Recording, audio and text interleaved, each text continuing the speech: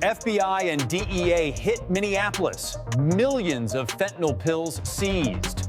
M4, 8 a.m., Greyhaven, Arizona. 12 simultaneous entry points, 64 arrests in the first wave, 340 pounds of methamphetamine, 92 kilos of cocaine, 48 kilos of heroin, and an estimated 1.7 million fentanyl pill pulled out of circulation before sunrise.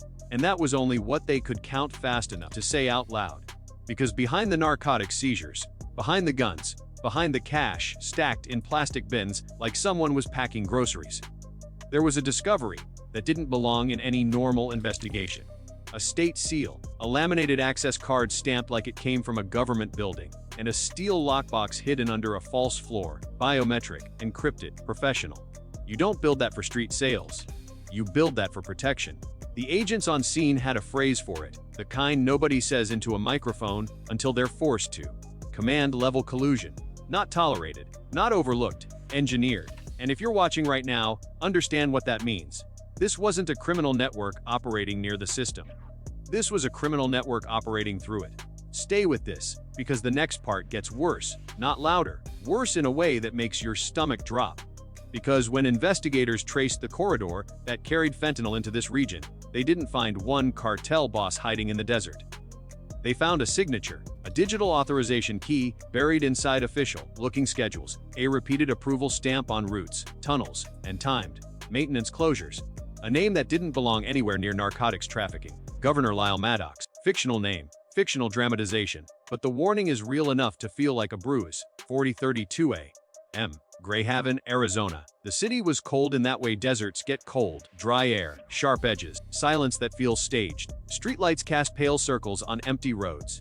A convenience store sign buzzed faintly in the distance. Somewhere far off, a train horn sounded once and faded like a warning nobody wanted to hear.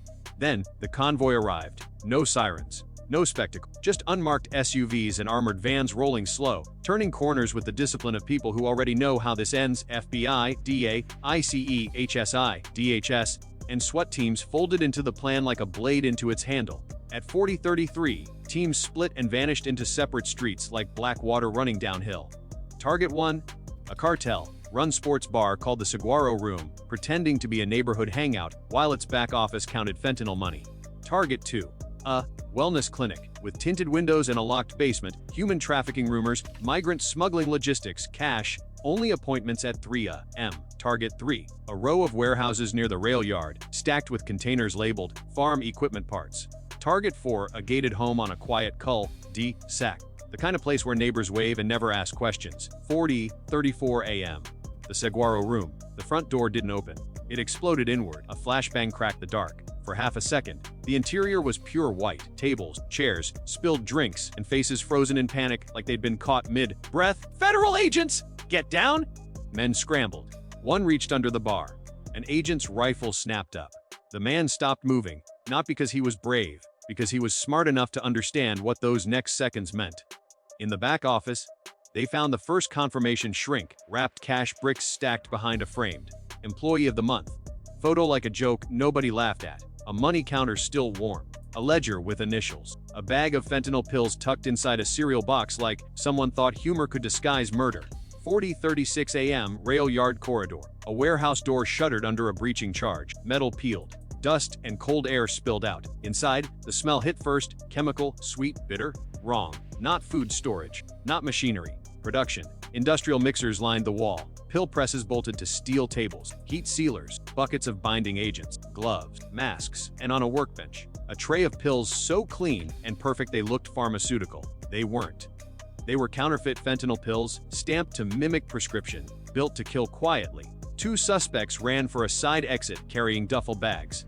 A K-9 unit met them in the gravel. One dropped. The other kept running until a fence stopped him and handcuffs finished the sentence. 4:38 a.m. The gated house. The entry team stacked at the front door, black helmets low, rifles angled downrange. A battering ram hit the reinforced door. First strike, metal groaned. Second, hinges screamed. Third, the door collapsed inward. Flashbang. They moved fast, boots pounding tile, voices sharp, controlled. Hands! Let me see your hands!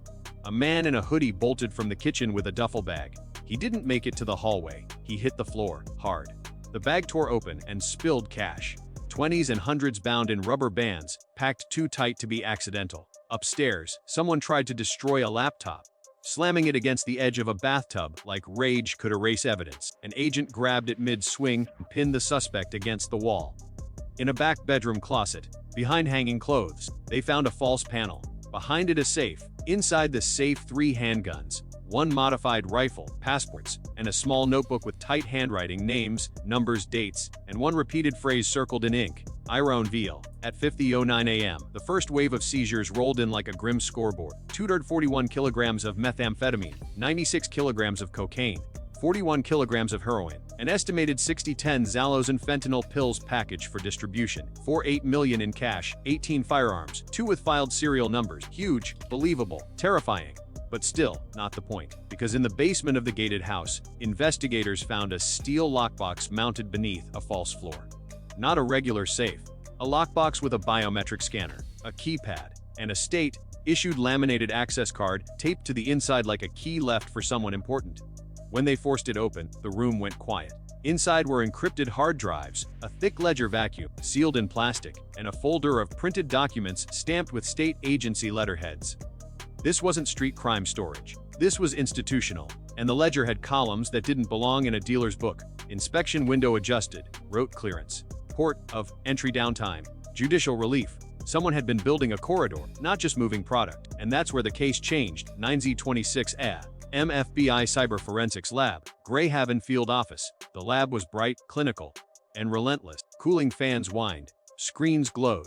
Analysts worked with the quiet intensity of people staring into something they can't afford to misunderstand.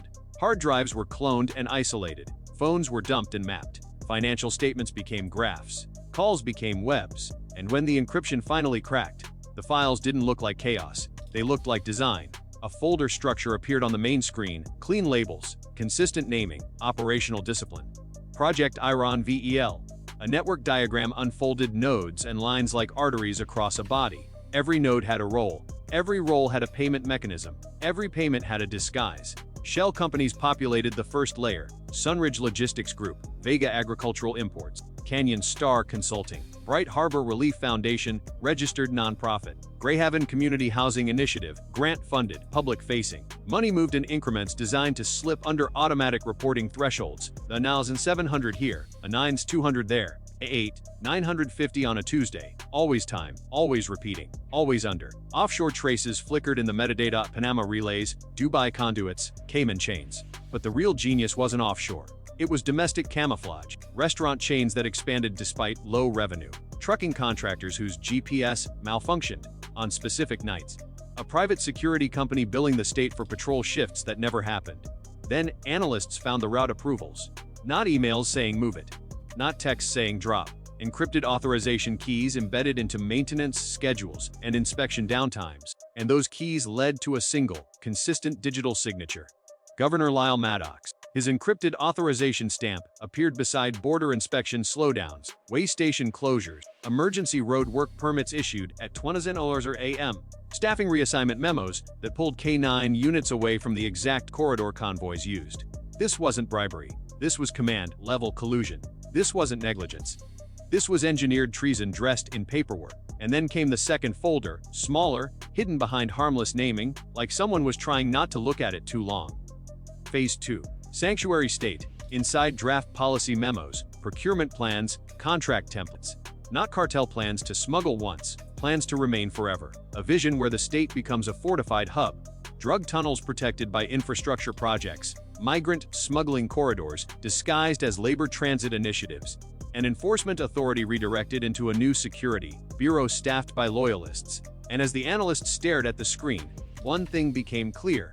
The first raid wasn't the end of an operation. It was the beginning of a war with a system that had already been partially rewritten. 5018 a.m. Desert Command Center, outside Greyhaven. Pre-dawn darkness hung over the site like a blanket. A generator hummed.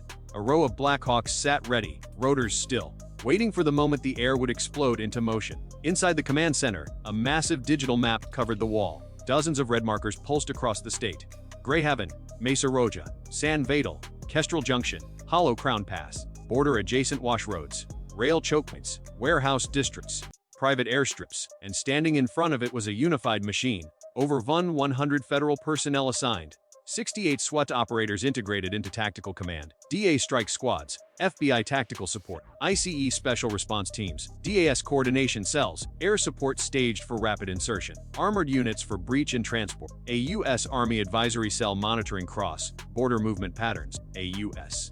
Navy liaison tracking a shipping component tied to altered manifests out of state. This wasn't a local crackdown. This was eradication.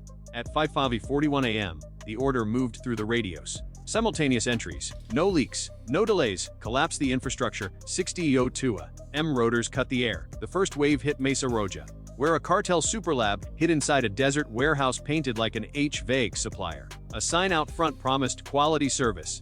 Inside, the air promised death. A breaching charge punched through the side door. Agents flooded in, faces covered, gloves on, weapons controlled. Industrial mixers churned residue. Pill presses were still warm. Packaging lines sat mid, processed like the operators had stepped away for a cigarette and never came back.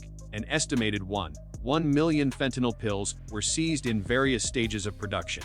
Not yet shipped, not yet swallowed, not yet fatal. In San Vidal Hills, they hit a fortress mansion. Private guards, cameras, reinforced gates. One guard fired from a balcony. Rounds snapped through the air, sharp, fast, unforgiving. SWAT returned controlled fire, pinning him until he dropped the weapon and raised his hands.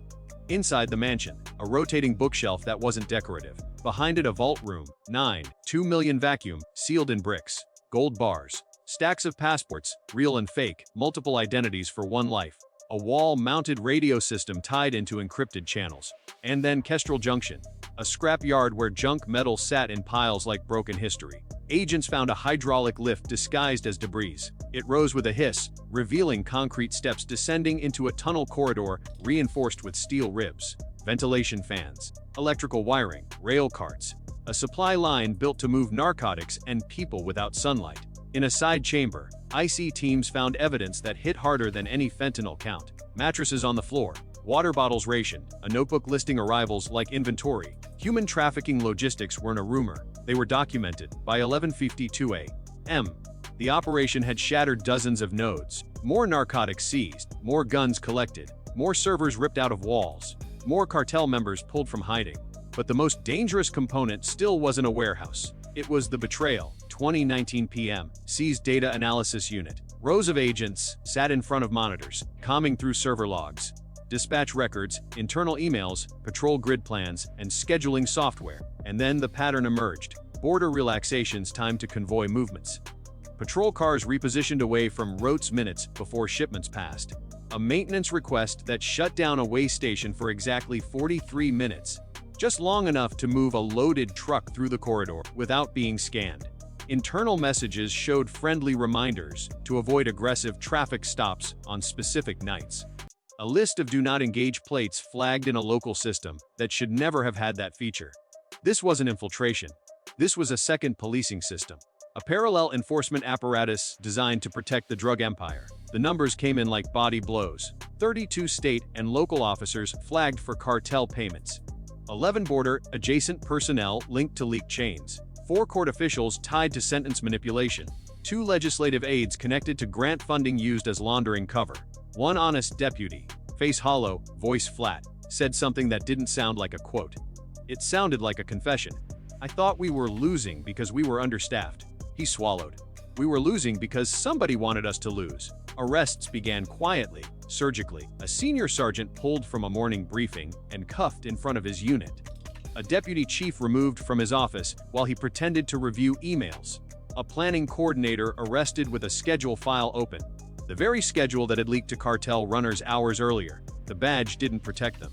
It exposed them, and with every arrest, the question got louder. How high does it go? Because when investigators traced the approvals, the authorizations, the policy drafts, they kept coming back to the same signature.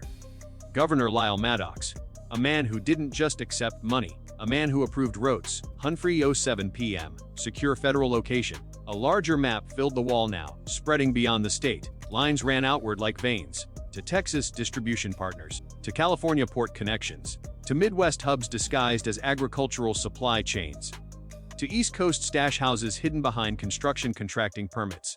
Project Iron Vial wasn't built to survive raids, it was built to survive politics.